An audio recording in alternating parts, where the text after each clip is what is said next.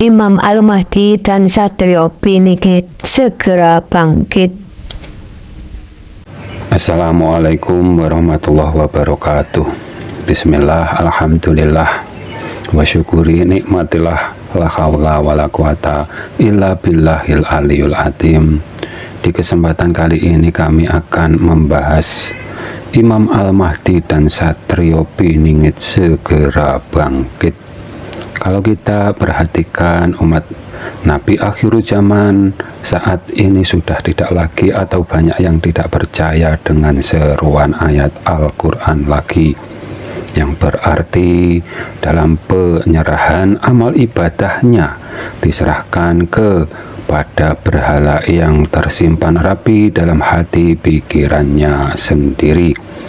Ajaran yang dari Arab sana saat ini sudah menjauh dari agama Islam yang rahmatan lil alamin.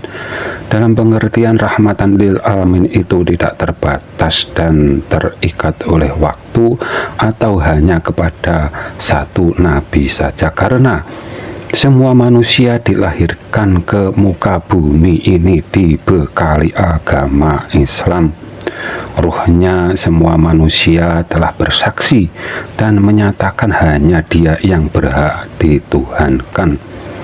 Agar di kehidupan ini dapat dilaksanakan dan sampai akhir hayatnya tetap iman Islam. Oleh karena itu, setiap zaman diutuslah para nabi agar umat manusia dapat memenuhi kewajibannya dengan benar dan tepat, dan kembalinya menuju di sisinya tidak tersesat jalan. Yang tersesat jalan karena keilmuan tauhidnya atau imannya tidak mau bersanad.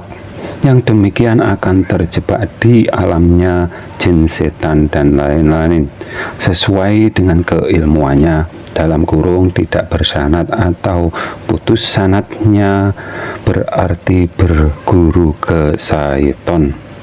Di akhir zaman ini banyak yang menjadi pengikutnya Dajjal, akan tetapi tidak sadar kalau yang diikuti itu ahli fitnah akhir zaman, karena mungkin mengira kalau Dajjal berwujud sesuai dengan yang diceritakan atau karena dipahami apa adanya. Padahal yang disebut Dajjal di zamannya Nabi Musa sudah ada dan peranannya bagaimana tidak diperhatikannya. Sedangkan setiap kerusakan tauhid yang diajarkan dari semua para nabi dan disebut kiamat, ajaran tauhid dari nabi sebelumnya itu dikarenakan seperti Dajjalnya di zamannya Nabi Musa yang bernama Samiri. Apakah Samiri secara langsung bernama Dajjal? Tidak kan? Oleh sebab itu Dajjal di akhir zamannya baginda Nabi Muhammad SAW digambarkan bermata sebelah, karena secara global ayat ketuhanan cuma ada dua sisi ayat saja, dan ajarannya yang digambarkan seperti Dajjal bermata sebelah hanya iman satu sisi ayat ketuhanan saja dan ingkar sisi ayat yang lainnya, yang berarti ada dua ajaran yang bertauhid bermata sebelah.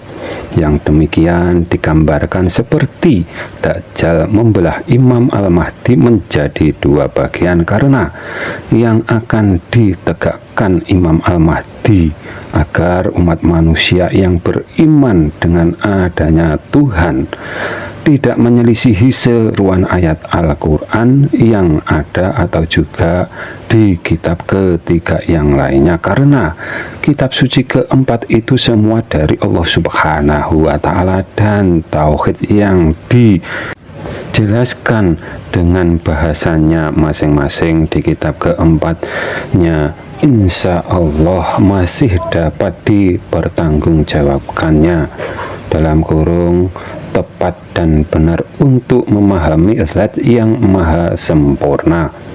Nama Imam Al-Mahdi kalau di ajaran Nabi sebelumnya baginda Nabi Muhammad Shallallahu Alaihi Wasallam disebut dengan nama yang berbeda, akan tetapi maknanya atau benang merah dalam ceritanya sama. Ada yang disebut kemunculannya Yesus kembar, Buddha titik-titik, ada pula yang nyebut Avatar titik-titik. Kalau di Jawa disebutkan dengan kemunculan Satrio Piningit, dan itu akan segera bangkit, karena kalau kita lihat kerusakan akidah atau tauhid yang ada serupa akan berakhirnya zaman Nabi sebelumnya, dan dari Nabi Nuh sampai ke baginda Nabi Muhammad Shallallahu Alaihi Wasallam itu juga dapat disebut Imam Al-Mahdi dalam kurung kesemuanya penegak tauhid yang sama dengan yang diimani Nabi Adam. Dan jangan sampai berkata atau melarang beragama, jangan mengikuti nenek moyang. Apakah nenek moyang kalian itu orang kafir?